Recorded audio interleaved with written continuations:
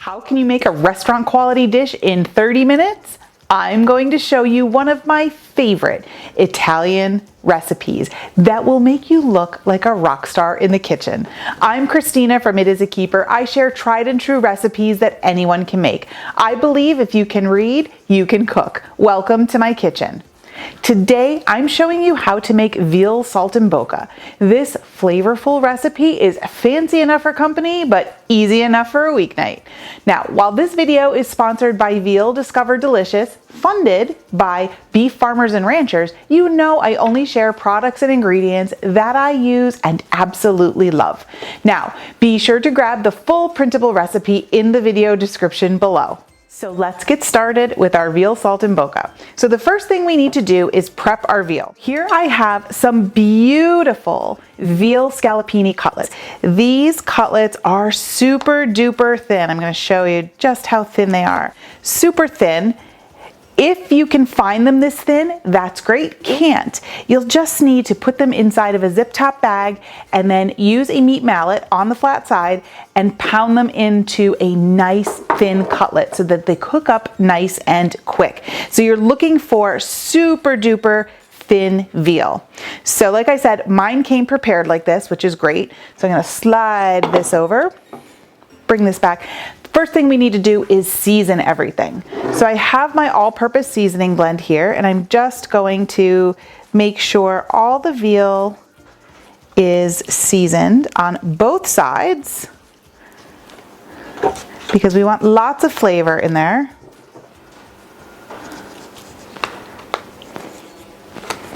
And a little bit more. All right. That looks good. Now, the thing that makes saltimbocca is how we assemble the veal. And what exactly is saltimbocca? Well, it's a classic Roman dish from the 1800s that literally means jump into your mouth. It's so flavorful with sage and prosciutto and wine that you'll want to immediately devour it. So that's what we're going to do. We're going to assemble this veal with some prosciutto and sage.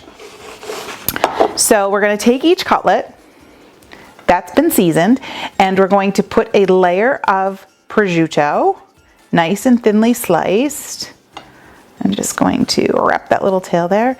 And then we're going to layer some sage leaves on there. So I don't know, if you have big ones, you could do one. These are some smaller ones, so I'm doing 3 here. And then I'm going to use a toothpick to skewer everything together so it doesn't fall apart while we're preparing it. So I have a couple toothpicks here. Okay. So just like that, we're going to repeat this process on our remaining cutlets. Okay. There we go. So our cutlets are assembled. The next step is we need to get these dredged in some flour. Okay, so I have my all-purpose flour here, just in a shallow bowl.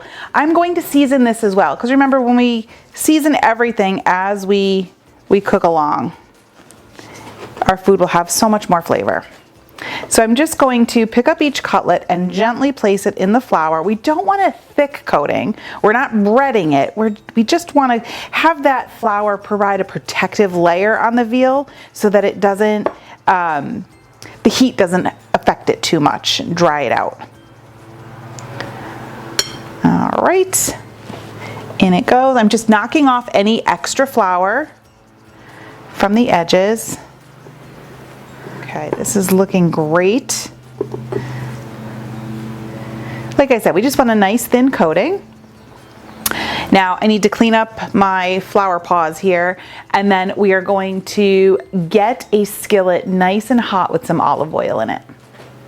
Okay, so our pan is nice and warm. I'm just going to add some olive oil, and we're going to want quite a bit of olive oil in here because we want to really make sure that our veal is coated in the oil as it cooks. So I can see I had my pan nice and hot. It's shimmering. I can see the wisps coming up. So we want to make sure we're putting it in here in a single layer, and we're going to put it prosciutto side down. So we're just going to get it in there. Now, if you can't fit your 4 pieces in your skillet at one time. Do it in batches. It's perfectly okay.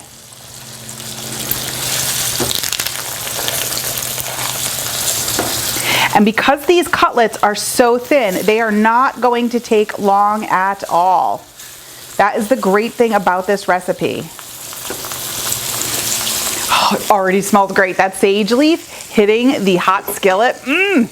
Yummo! Now, while our saltimbocca is cooking away, I want to tell you a little bit about veal. So in the past, I've had the opportunity to visit some veal farms in Pennsylvania to learn more about the industry and how veal calves are raised. Now, the first time I made this recipe, my son's girlfriend was over for dinner and she had never had veal and was wondering what exactly it is and what it tasted like. Those are fair questions. So I basically explained to her that veal is a high quality protein derived from male calves. Most of them come from dairy farms, and the calves are raised by about 500 farm families across the US. Now, like beef, veal is a nutrient-dense protein. However, it's very, very tender, it's light pink, and has a very delicate flavor, making it a great base for so many recipes like this saltimbocca. So our veal is cooking away. It only takes like 3 to 4 minutes per side,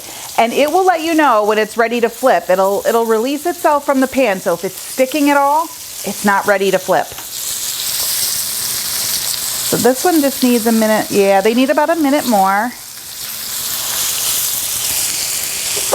And the good thing is the flour that we dredged our veal in is going to help us with our sauce too. So, okay, it's looking like our veal is ready to flip. So I'm going to turn it over and we're going to do the other side. Same thing, couple of minutes each side. Oh, look at that. Nice, and the prosciutto gets nice and crispy and the sage leaves get crispy. I love it. This is why it's ready to jump in your mouth. So I think our cutlets are ready. I'm going to transfer them to a plate.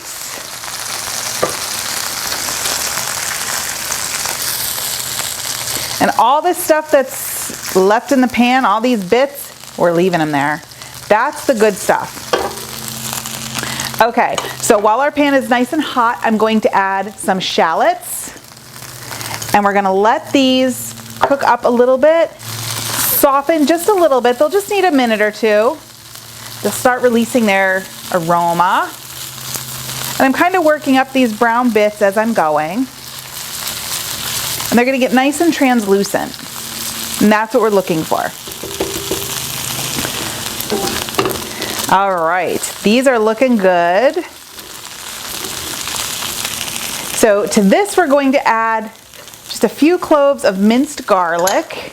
And you really only want this to be alone in the pan here for about 30 seconds or so. As soon as you smell it, it's ready to move on. You don't want to burn your garlic, then it gets bitter.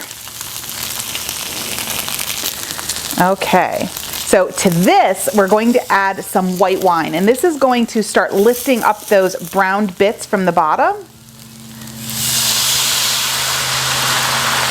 And we're going, oh, that smells so good. I love recipes that have a white wine sauce base. Oh, I love the smell of it. Like risotto. And I'm just gonna start working those bits up from the bottom with my spoon as the wine cooks down. And any of the flour bits from the pan, like I said, it's gonna help thicken that sauce. So while your veal is hanging out, you can pop it into a 200-degree oven, 200, 250, let it hang out in there to stay warm. You could tent it with foil, whichever you choose. Okay, so this is what we're looking for. See how that wine has reduced down? Okay, we're going to add some flour in here. And we're just going to let that come together. We're going to form a little bit of a roux, like a paste. This is going to thicken our sauce. All right. Then to this, we're going to stir in some chicken stock. So we're just going to stir this until it smooths out. Okay, so you see our sauce has thickened up so nicely. Just a couple more things we're going to do to this. I am going to add some of my all-purpose seasoning. If you don't have that, salt and pepper. You can get that recipe on my website though, or in the show notes below. And then we're going to add some more sage. So I just minced up some more of our fresh sage. Get that in there. Oh. Yum. Oh yeah. And last but not least, a little bit of butter, because butter makes it better. So we're going to give some richness and creaminess to our sauce with butter. And we're just going to stir that in till it melts and we are ready. And I'm watching my timer over here and we are not at 30 minutes yet. So I like to serve this with roasted smashed potatoes. I'll put the link in the show notes for that. I love it because the potatoes are a great vehicle for this sauce. I also love it with risotto. Okay, our butter is just about melted. So what I like to do here is we're going to plate up our veal and we're going to drizzle this luscious sauce all over the top. See, only 20 or so minutes start to finish. You won't believe how easy it is to make this. So I'm gonna go in, but first I need to drizzle some of this luscious sauce all over the top of our veal. So just right down the center, this lovely velvety white wine sauce, the shallots and the garlic. Not too much, we don't want to ruin all that crispy sage that we worked hard for. Just a little more, just a little bit. Okay, that's lovely. Save that extra, you're gonna want that. So I'm going in, I am going to cut off a piece of this one here. Oh, you can hear it, the crispiness of that prosciutto. I'm gonna get a little bit of sauce on there.